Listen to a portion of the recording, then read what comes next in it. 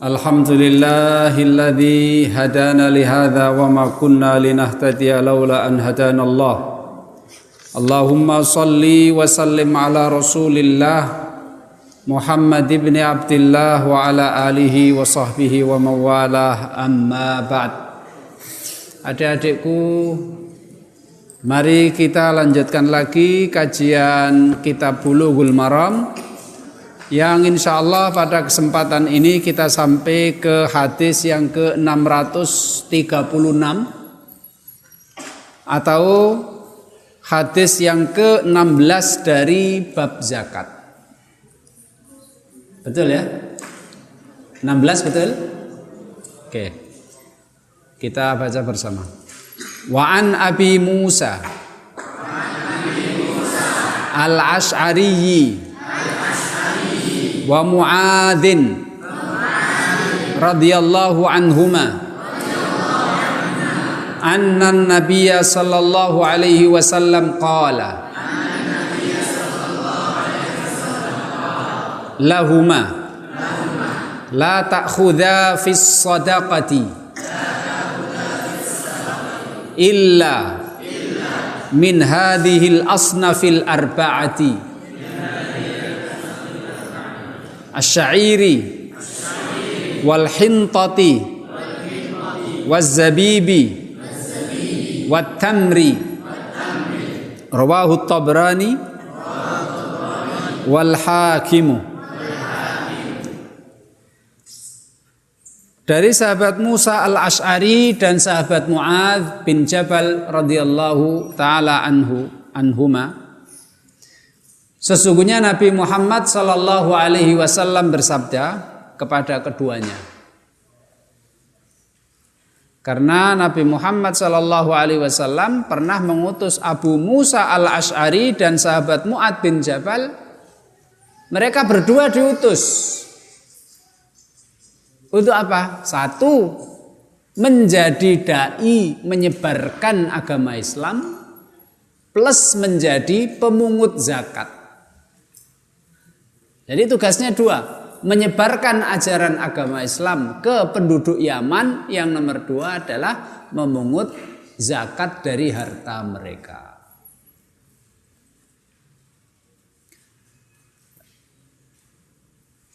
Kemudian Rasul Shallallahu Alaihi Wasallam bersabda kepada keduanya sebelum keduanya berangkat ke Yaman. La ta'khudha, janganlah kalian berdua mengambil fis sadaqati, di dalam zakat. La ta'khudha, janganlah kalian berdua mengambil fis sadaqati, untuk zakat. Sedekah di sini maksudnya sedekah wajib. Sedekah wajib itu adalah zakat. Illa, kecuali min hadhil asnafi, dari macam-macam hasil pertanian al-arba'ati, yang jumlahnya ada 4. Asy-sya'iri, gandum yang biasa. Wal hintati, gandum yang bagus. Waz zabibi, anggur kering. Zabib, anggur kering. Kalau di sini namanya apa, Mas?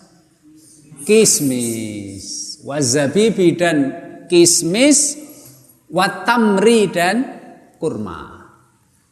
Hadis diriwayatkan oleh Imam Tabarani dan Imam Hakim. Kemudian Imam Baihaqi mengatakan ruwatuhu siqatun. Perawi hadis ini semuanya adalah siqah, bisa dipercaya. Wahua, sedangkan hadis ini sanadnya muttasil, sampai dari Imam Tabarani dan dari Imam Hakim, melalui rawi semuanya sampai kepada Nabi Muhammad sallallahu alaihi wasallam. Sekarang kita membahas masalah fikih dari hadis ini. Rasul mengatakan kepada sahabat mereka berdua, jangan mengambil zakat dari hasil pertanian kecuali hanya 4 saja.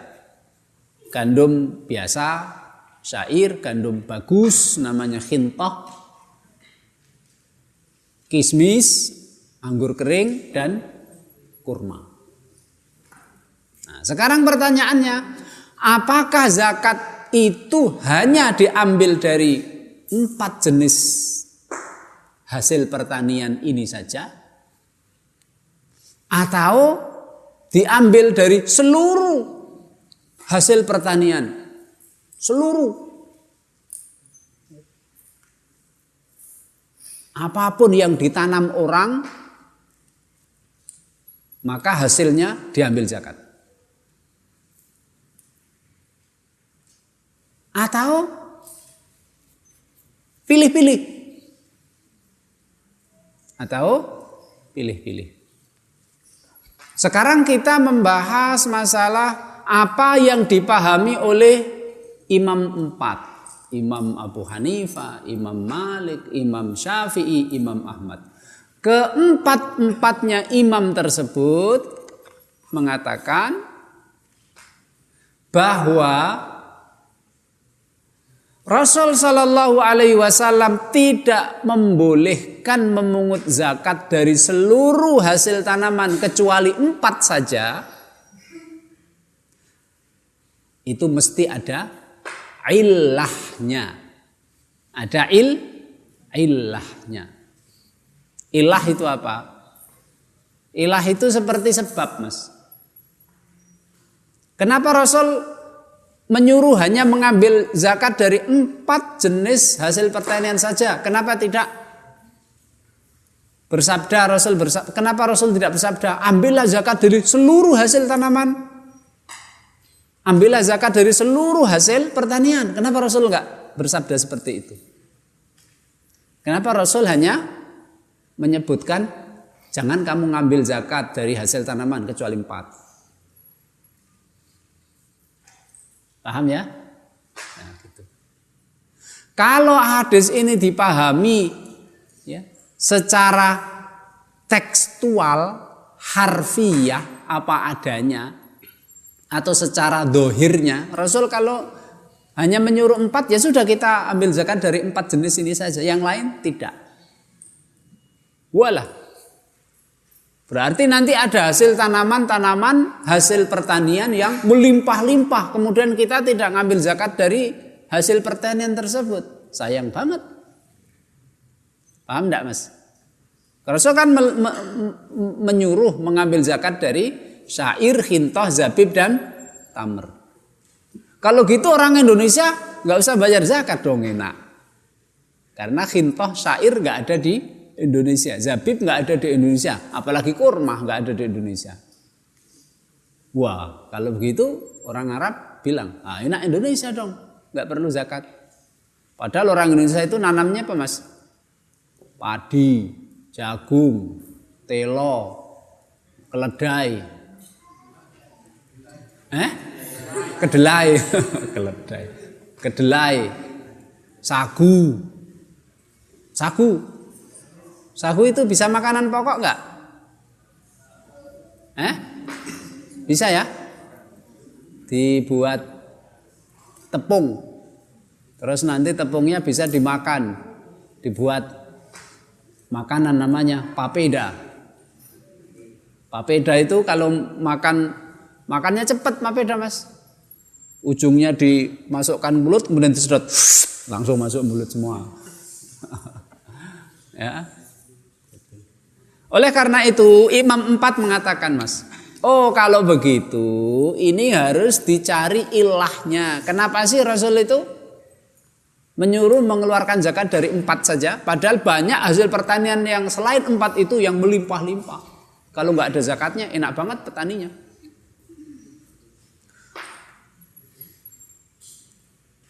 Kemudian Imam Abu Hanifah mengatakan, Imam Abu Hanifah mengatakan Rasul menyuruh mengambil zakat dari 4 jenis hasil pertanian ini hanya contoh saja. Menurut beliau zakat itu harus diambil dari seluruh hasil pertanian. Yang nanam bayam harus dikeluarkan zakatnya, yang nanam cipluan harus dikeluarkan zakatnya. Yang nanam singkong keluarkan zakatnya, nanam apalagi Mas, jeruk keluarkan zakatnya, nanam pete keluarkan zakatnya, nanam jengkol keluarkan zakatnya. Itu Imam Abu Hanifah. Beliau dasarnya adalah hadis yang kemarin, hadis nomor 15. Fi masa kotis sama wal uyunu au kana asarian al usur. Apapun yang ditanam orang, kalau menyiramnya tidak memerlukan biaya, maka dikeluarkan zakatnya 1/10.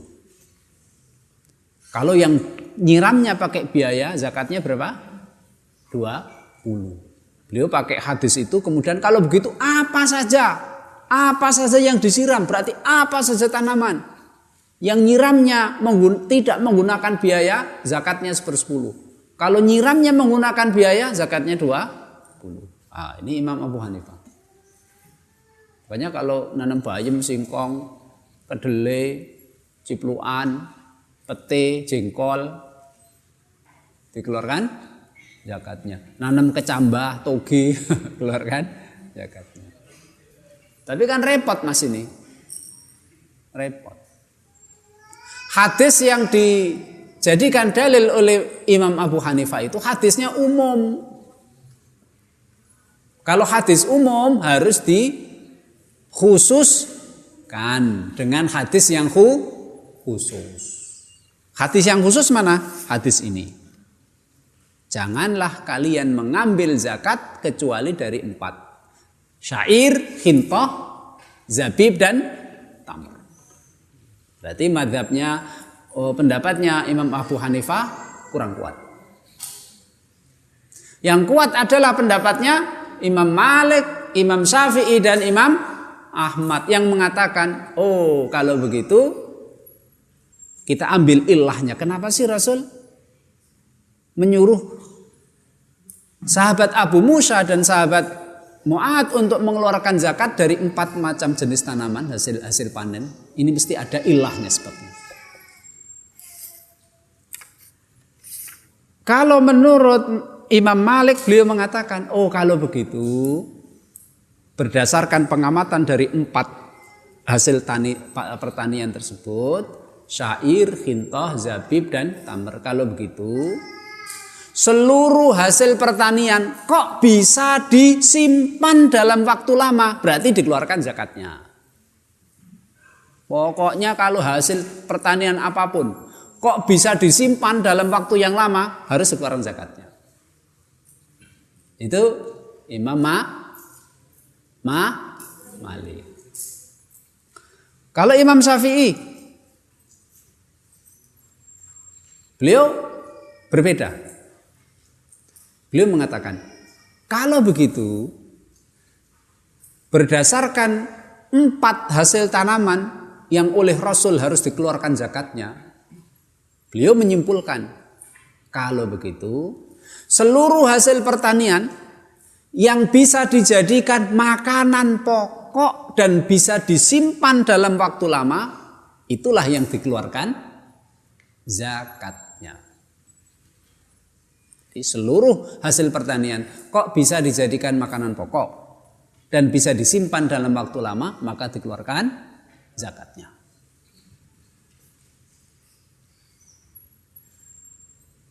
Kalau Imam Ahmad mengatakan seluruh hasil pertanian yang bisa ditimbang, bisa ditakar, bukan ditimbang tapi bisa ditakar. Seluruh hasil pertanian kok bisa ditakar dan bisa disimpan dalam waktu lama, maka harus dikeluarkan zakatnya. Jadi kalau mazhab Imam Malik tadi apa? Pokoknya seluruh yang bisa disimpan. Kalau Imam Syafi'i yang bisa dijadikan makanan pokok dan bisa disimpan. Kalau Imam Ahmad yang bisa ditakar dan bisa disimpan. Saya menyarankan kalian semuanya untuk mengambil mazhabnya atau pendapatnya Imam Syafi'i.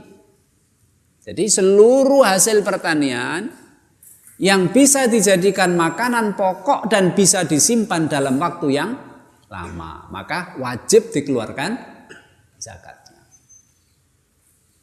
Apa itu? Gabah. Ya enggak? Gabah bisa dijadikan makanan pokok dan bisa disimpan. Jagung, kedelai, gaplek, tahu gaplek? Iya, yang dibuat tiwul. Sagu, karena sagu bisa dibuat tepung. Tepung nanti dijadikan makanan pokok, namanya papeda. Itu bisa dijadikan makanan pokok dan tepungnya bisa disimpan dalam waktu yang lama. Berarti tidak semua hasil tani dikeluarkan zakatnya. Yang dikeluarkan zakatnya adalah seluruh hasil pertanian yang bisa dijadikan makanan pokok dan bisa disimpan dalam waktu yang lama. Itu bahasa Arabnya.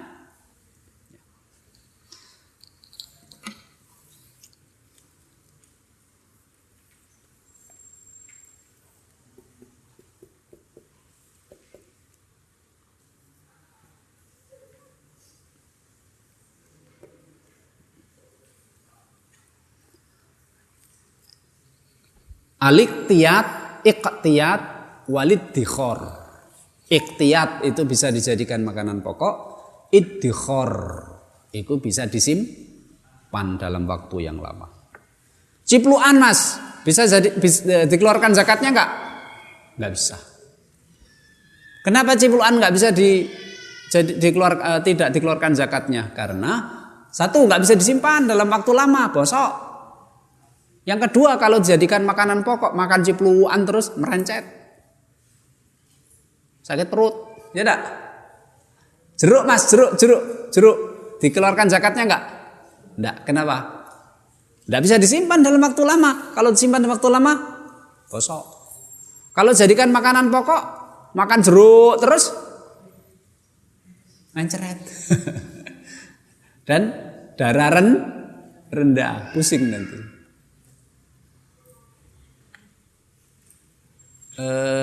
Toge, keluarkan zakatnya enggak toge?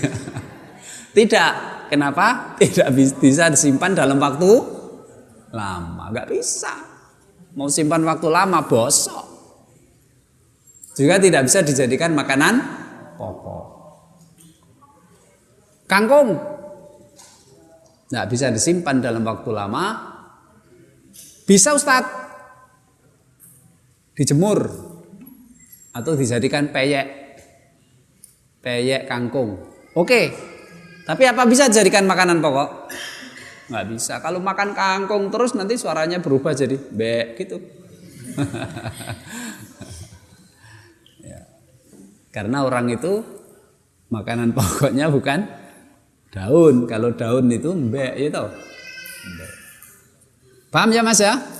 Nah, nanti bisa dikiaskan di situ. Nanti kalau bapaknya nanam kentang apa kentos? Kentang. Bapakmu nanam kentang, juragan kentang. Terus tanya sama kamu, kentang ini harus dikeluarkan zakatnya enggak? Keluarkan enggak Mas? Keluarkan. Karena bisa disimpan dan bisa dijadikan makanan pokok. Bisa disimpan, telo, kentang bisa. Tapi kami kan nggak bisa, kami nggak menjadikan kentang jadi makanan pokok. Ya kamu, tapi kan bisa. Nyatanya orang Eropa itu suka makan kentang dan orangnya tinggi-tinggi lagi. Kalian makan beras, makan nasi, tapi nggak tinggi-tinggi. Kentang keluaran zakatnya, kedelai juga dikeluarkan zakatnya. Hadis selanjutnya, tirukan Mas.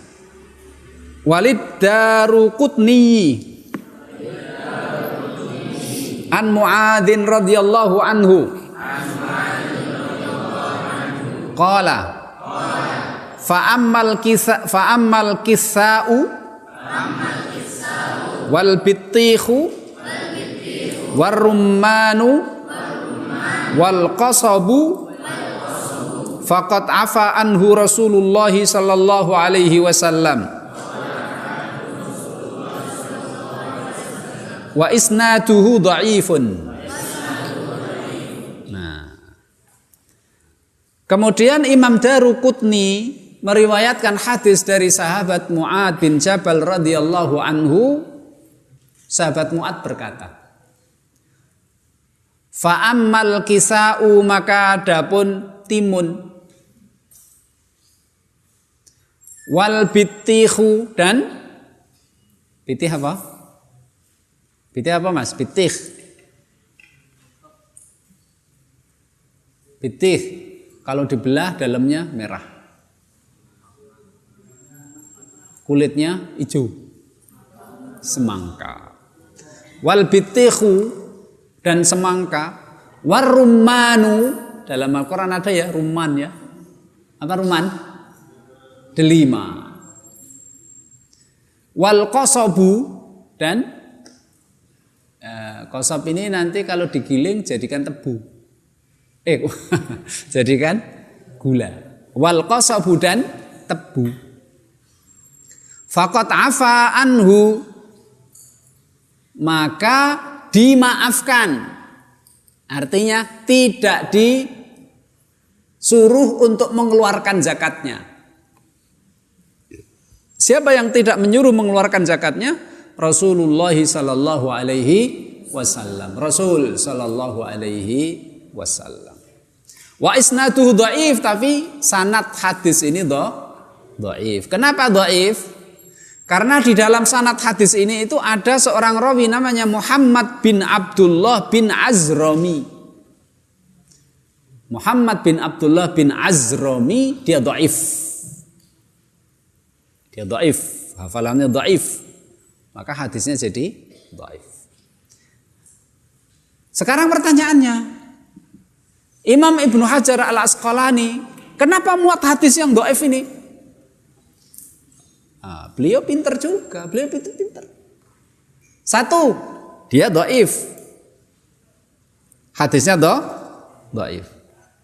Hadis yang dhaif ini digunakan oleh Imam Ibnu Hajar Al-Asqalani bukan untuk dijadikan sebagai dalil pokok masalah. Hanya dijadikan dalil sebagai pembantu masalah. Pokok masalahnya apa? Jenis-jenis hasil pertanian yang dikeluarkan zakatnya. Kita sudah tahu toh? Dalilnya mana Mas? Hadis yang ke-17 apa hadis yang ke-16? Mana dalil yang menunjuk dalil pokok yang menunjukkan mana saja, apa saja hasil pertanian yang wajib dikeluarkan zakatnya? Dalilnya mana yang pokok? 16 apa 17? 16. Seandainya tidak ada hadis ke-17, sudah jelas. Paham ya? Sudah jelas. Karena hadis yang ke-16, hadisnya sahih, rawi-rawinya siqat, sanadnya muttasil, nyambung, dari Tabarani, dari Imam Hakim sampai ke sahabat Mu'adz dan sahabat Abu Musa Al-Asy'ari sampai Nabi Muhammad sallallahu alaihi wasallam. Yang dikeluarkan zakatnya adalah hasil pertanian, satu, syair, khintah, zabib, tamar, dan seluruh hasil pertanian yang bisa dijadikan makanan pokok dan bisa disimpan. Jelas toh? Nah, sekarang ada hadis dhaif bukan untuk menjadi dasar, menjadi dalil pokok, tapi hanya membantu untuk menguatkan permasalahan saja. Sahabat Mu'adz mengatakan, adapun timun, semangka, delima, tebu, Rasul memaafkannya. Rasul tidak mewajibkan mengeluarkan zakat dari hasil pertanian tersebut. Ini kan berarti kan sayur dan buah. Sayur dan buah. Sayur tidak bisa dijadikan makanan pokok, tidak disimpan dalam waktu yang lama. Buah tidak bisa dijadikan makanan pokok dan tidak bisa disimpan dalam waktu yang lama. Mau nyimpan apa, Mas? Nyimpan semangka, bosok, ya kan? Nyimpan apa, Mas? Nyimpan pete, bosok.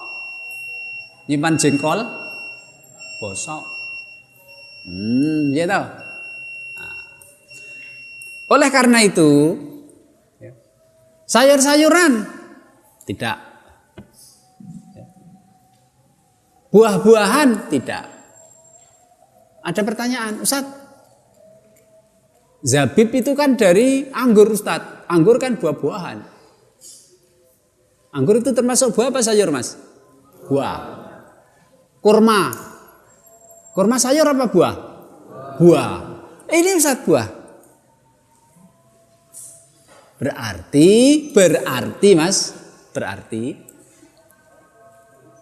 hasil pertanian, seluruh hasil pertanian, ya, baik yang biji-bijian maupun yang umbi-umbian, yang dikeluarkan zakatnya itu hanya yang bisa dijadikan makanan pokok dan bisa disimpan dalam waktu lama. Sedangkan sayur-sayuran tidak ada zakat. Sedangkan buah-buahan tidak ada zakat. Kecuali 2 buah saja. Kecuali dari mana, Ustaz? Dari hadis yang nomor 16. Sayur tidak ada zakat. Buah tidak ada zakat. Kecuali 2. Apa itu? Zabib dan tamr. Zabib dan tamr. Kismis dan kurma. Jadi seluruh hasil pertanian, Mas, baik biji-bijian, umbi-umbian, apapun yang bisa dijadikan makanan pokok, disimpan dalam waktu yang lama, wajib zakat. Sedangkan sayur nggak ada zakat. Sedangkan buah-buahan nggak ada zakat kecuali 2, zabib dan tamr. Bisa dipahami? Nah, dikit lagi.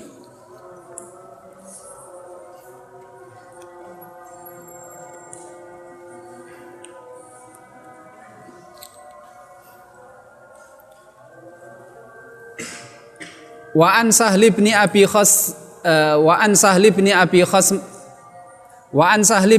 Hasmata radhiyallahu anhu qala amarana Rasulullah sallallahu alaihi wasallam idza kharastum fakhudhu wada'u tsulusa fa illam tada'u tsulusa fada'ur rubu'a. Dari sahabat Sahal bin Abi Khasmah, dari sahabat Sahal bin Abi Hasmah radhiyallahu anhu, ia berkata, amarona Rasulullah sallallahu alaihi wasallam, Rasul menyuruh kita dengan sabdanya, idza kharastum, jika kalian mentaksir atau menaksir. Maksudnya menaksir itu mengira-ngira. Nah, saya jelaskan. Jika kalian menaksir, bukan menaksir akhwat, bukan. Ya, saya naksir dia, bukan gitu ini. Menaksir jumlah. Jika kalian menaksir jumlah hasil tanaman, fakhudhu wada'us sulus. Fakhudhu, laksanakan. Wada'us sulus, tinggalkan sepertiga. Fa illam yada'us sulus, kalau memang tidak bisa menyisakan atau meninggalkan sepertiga, fada'ur rubu', maka sisakan atau tinggalkan 1/4. Hadis diriwayatkan oleh imam 5 imam kecuali Ibnu Majah dan disahihkan oleh Imam Ibnu Hibban dan Hakim. Dan ini adalah pendapat mayoritas ulama. Jumhur mayoritas ulama mengatakan Kalau pemungut zakat itu mendatangi petani, maka pemungut zakat itu oleh Rasul disuruh untuk menaksir kira-kira ini berapa, hasilnya berapa. Kalau hasilnya kira-kira sekian, maka zakatnya berarti kira-kira sekian. Itu namanya al-khorsu, menaksir, mengira-ngira hasilnya. Yang dikira-kira hasilnya itu hanya 2 dari buah-buahan. Buah-buahan yang wajib dikeluarkan zakat hanya 2. Apa Mas tadi? Zabib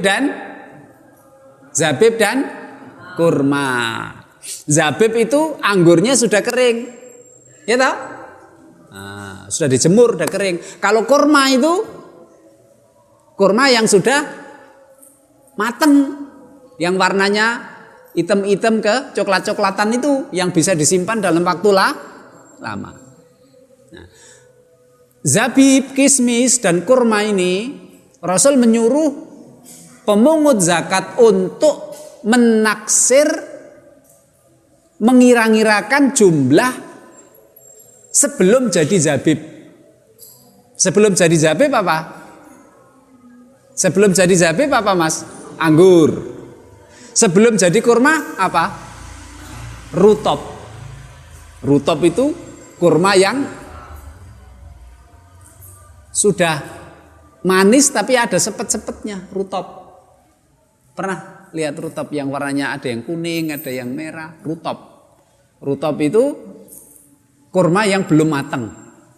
Dia masih berada di tangkainya. Maka Rasul mengatakan, zakat kurma dan zakat kismis itu caranya adalah ketika zabib masih jadi anggur dan kurma ketika masih jadi rutop, dua-duanya masih berada di pohonnya itu, Rasul menyuruh pemungut zakat untuk datang dan untuk menghitung secara kira-kira. Menghitung dengan kira-kira itu namanya al-khors. Ya, idza kharastum, jika kalian menaksir, mengira-ngira hasilnya berapa. Jadi ketika saya petani nih, saya petani anggur saya banyak banget. Ketika anggurnya itu sudah bisa dimakan, sudah bisa dipetik, maka saya memanggil pemungut zakat. Pemungut zakat datang. Terus dia ngelilingi Mas, ngelilingi kebun saya. Dikelilingi. Terus dia bilang, ini saya taksir, saya kira panennya nanti dapat 5 ton. 5 ton anggur. Terus anggur ini kok nanti sudah dijemur jadi kismis. Kalau jadi kismis saya kira-kira 4 ton. Jadi anggur ini hasilnya 5 ton. Tapi kalau sudah jadi kismis, sudah dijemur, nanti kira-kira 4 ton. Paham ya? Nah, nanti 4 ton. Nah, berarti zakatnya, kapan dikeluarkan zakatnya? Ngeluarkan zakat anggur ini setelah menjadi kismis. Berarti setelah jadi kismis ini, pemungut zakat bilang, setelah jadi kismis ini saya kira 4 ton. Nah, berarti nanti dari 4 ton itu kamu keluarkan 1/10 atau 1/20, tergantung nyiramnya pakai biaya atau tidak. Nyiramnya, bukan obat-obatnya, bukan. Obat pupuk enggak dihitung. Obat pupuk enggak mempengaruhi zakat 1/10 atau 1/20. Paham enggak Mas? Paham ya? Nah, kurma juga begitu Mas. Kalau saya punya kebun kurma nih, kurmanya sudah jadi rutop semuanya, kuning-kuning gitu ya. Kalau dimakan sudah manis, tapi belum dijemur jadi kurma. Nah, ketika masih jadi rutop, berada di pohon, saya panggil pemungut zakat. Pemungut zakat datang. Terus dia keliling pohon kurma, dihitung, ditaksir, dikira-kira. Terus dia bilang, setelah saya kelilingi, saya taksir, saya kira rutop ini sekitar 10 ton. Tapi nanti kalau dijemur jadi kurma sekitar 7 ton. Berarti nanti zakatnya dikeluarkan setelah menjadi kurma, setelah dijemur menjadi kurma. 1/10 atau 1/20 dari 7 ton dari kurma. Nah, ketika pemungut zakat itu ya, keliling ketika anggurnya masih nempel di pohon, udah mateng, ketika kurmanya sudah jadi rutop, belum dipanen, maka si pemungut zakat tersebut datang kemudian mengira-ngira. Ketika mengira-ngira, menghitung secara kira-kira itu, Rasul mengatakan, kalau kamu menghitung dengan kira-kira itu, tinggalkanlah 1/3. 1/3 jangan dihitung. 1/3 jangan dihitung. Kalau memang terlalu sedikit kurma atau anggurnya, nggak bisa disisakan 1/3, sisakan 1/4. Jadi 1/3 atau 1/4 jangan dihitung.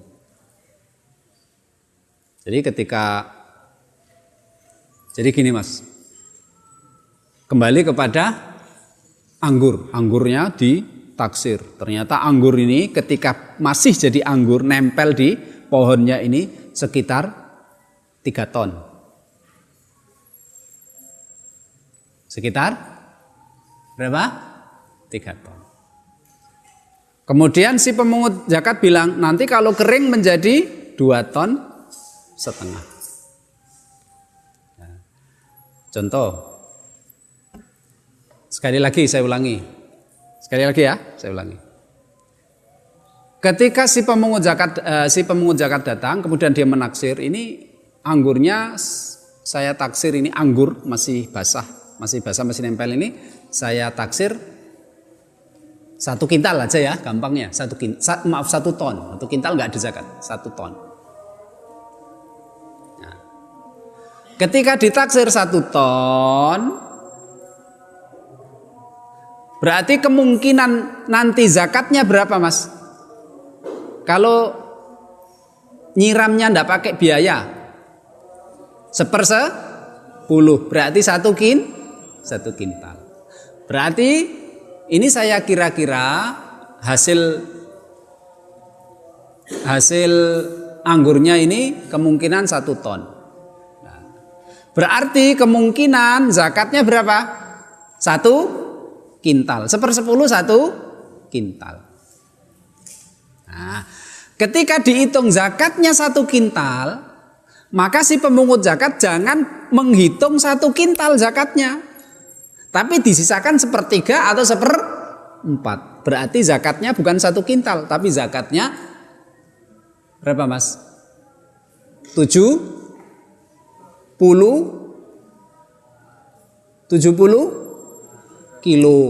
70 kilo. Jadi disisakan 1/3 atau 1/4 dari zakatnya. Nah, ini menurut Imam Syafi'i. Imam Syafi'i bilang disisakan 1/3 atau 1/4 itu dari zakatnya yang sudah dikira-kira. Sekali lagi, yang terakhir, contoh, setelah dikira-kira rutopnya yang ada masih nempel di pohon kurma itu, setelah dikira-kira ini, rutop ini kemungkinan itu kalau saya hitung itu sekitar 2 ton. Kalau nyiramnya nggak pakai biaya, berapa Mas? Kadar zakat yang dikeluarkan 1/10. Ini rutopnya saya kira-kira nanti hasilnya 2 ton. Berarti zakatnya kira-kira berapa? Nah, kalau 1 ton 1 kintal, kalau nyiramnya nggak pakai biaya. Kalau 2 ton 2 kintal. Nah, ketika si pemungut zakat ngitung, jangan ngitung 1 kintal. 1 kintal dikurangi 1/3 atau 1/4. Ini nanti zakat yang harus dikeluarkan adalah 2 kintal. Tapi oleh Rasul menyuruh si pemungut zakat untuk ngurangi 1/3 atau 1/4. Kalau 1/3-nya 20 berapa Mas? Sekitar 60 ya, 60 kilo. Berarti yang ditulis zakatmu nanti adalah 2 kintal dikurangi 1/3 atau 2 kintal dikurangi 1/4. Berapa Mas? Berarti kamu zakatnya bukan 2 kintal tapi 1 kintal 40 kilo. 1 kintal 40 kilo atau 1 kintal 50 kilo. Karena yang 1/3 atau 1/4 itu tidak dihitung, tidak diserahkan kepada panitia zakat. Itu diserahkan kepada pemilik rutop atau anggur tersebut. Kenapa disisain 1/3 atau 1/4 dari zakatnya? Nggak dipungut oleh pemungut zakat. Karena 1/3 atau 1/4 disisakan itu supaya pemilik rutop atau pemilik anggur itu bisa memberikan hadiah kepada tetangganya, bisa memberikan hadiah kepada sodakoh kepada temannya. Paham ya Mas? Paham enggak? Nah 1/3 itu, kenapa 1/3 atau 1/4 itu tidak dihitung zakat? Artinya diberikan kepada pemiliknya supaya pemiliknya bisa mengeluarkan zakat kepada temannya, memberikan sodakoh kepada saudaranya, memberikan hadiah kepada tetangganya. Paham ya Mas? Paham enggak? Nah itulah cara mengeluarkan zakat dari dua saja, yaitu anggur dan kurma. Tapi selain anggur dan kurma, dari biji-bijian, umbi-umbian tidak boleh dikira-kira. Padi nggak boleh dikira-kira. Zakatnya ketika jadi padi, ketika jadi gabah baru dikeluarkan zakatnya. Telo kalau sudah dipanen, jadi telo baru dikeluarkan zakatnya. Nggak perlu dikira-kira sebelum dipanen. Dikira-kira sebelum dipanen itu hanya untuk 2 buah. Apa tadi? Anggur dan kurma. Selain itu tidak boleh dikira-kira. Semuanya dikeluarkan zakatnya setelah dipanen. Jagung, padi, telo dan lain sebagainya, gandum. Bisa dipahami? Oke. Wa an Attab bin Asidin radhiyallahu anhu qala amara Rasulullah sallallahu alaihi wasallam ayyukhrasal inabu kama yukhrasun nakhlu wa tu'khadhu zakatuhu zabiban. Ini hadis diriwayatkan oleh Imam 4 dan hadis ini munqati. Rasul menyuruh anggur itu dihitung secara kira-kira, sebagaimana rutop dihitung secara kira-kira. Dan zakatnya anggur itu dikeluarkan ketika jadi zabib. Ketika jadi zabib. Jadi tadi saya bilang anggurmu ini ketika jadi anggur ini 3 ton, tapi kalau jadi zabib nanti jadi 2,5 ton kan gitu. Nah, nanti mengeluarkan zakatnya adalah ketika jadi zabib. Setelah dihitung zakatnya. Ketika ngitung zakatnya, ketika masih jadi anggur, maka disisakan 1/3 atau 1/4. Ini anggurmu kemungkinan nanti hasilnya 2 ton. Kalau 2 ton zakatnya berapa? 1/10. Berarti 2 kintal. 2 kintal diambil 1/3 atau 1/4. Maka yang dihitung untuk dijadikan zakat 2 ton dikurangi 1/3 atau 1/4. Nah, nanti dikira-kira juga. Dikira-kira ketika jadi zabib. Nanti kalau jadi zabib Mas, jadi zabib yang 2 ton kira-kira menjadi 1,5 ton. Maka zakatnya ketika zabib adalah tadi berapa Mas? Zakatnya ketika anggur 1 kintal 40 kilo. 1 kintal 40 kilo ini kalau nanti jadi zabib sekitar 1 kintal. Nah, supaya nanti ketika jadi zabib si pemilik anggur yang sudah jadi zabib nanti tinggal mengeluarkan 1 kintal. Gitu? Subhanakallahumma bihamdika asyhadu an la ilaha illa anta astaghfiruka wa atubu ilaik. Assalamualaikum warahmatullahi wabarakatuh.